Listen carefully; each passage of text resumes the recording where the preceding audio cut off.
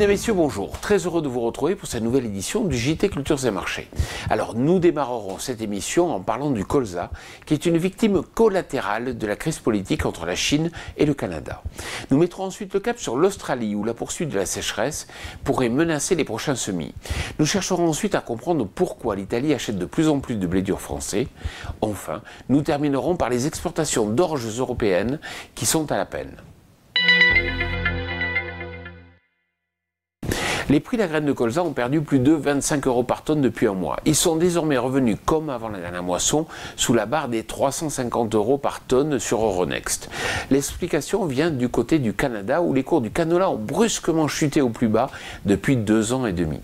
En cause, la toute récente extradition vers les États-Unis de la responsable du fabricant de téléphones chinois Huawei, qui a été arrêtée au Canada en décembre dernier. La crise politique s'aggrave entre Pékin et Ottawa. Les bateaux de canola canadiens ne sont plus acceptés en Chine. Déjà importants, les stocks canadiens risquent donc de s'accumuler ou d'arriver massivement sur l'Europe.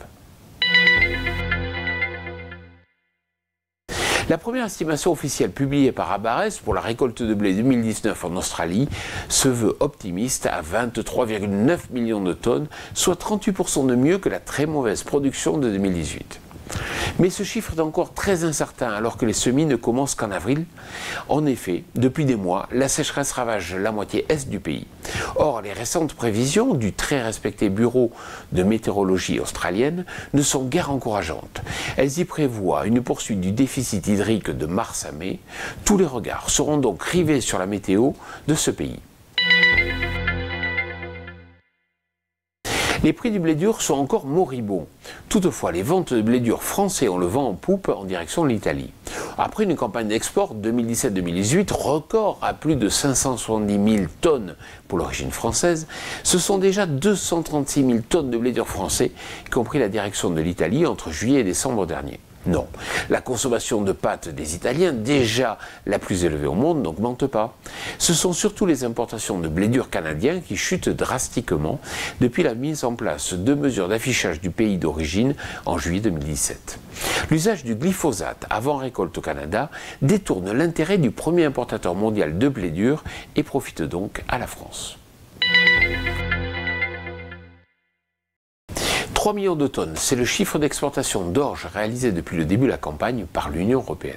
On est encore bien loin de l'objectif annuel prévu par l'USDA de 5,2 millions de tonnes. Sans rapide retour de l'Arabie Saoudite et de la Chine aux achats, cet objectif devrait être revu à la baisse. Les stocks d'orge vont donc progresser en Europe, ce qu'anticipe d'ores et déjà le marché de retour à ses niveaux les plus bas d'avant-moisson. Alors, comme je vous le dis chaque semaine, si vous recevez un email qui vous informe de la mise en ligne de ce JT, aidez-nous à mieux faire connaître notre émission en le transférant à tous vos amis ou à vos collègues. Voilà, le JT Culture et Marché, c'est terminé. Je vous souhaite bien sûr une excellente semaine.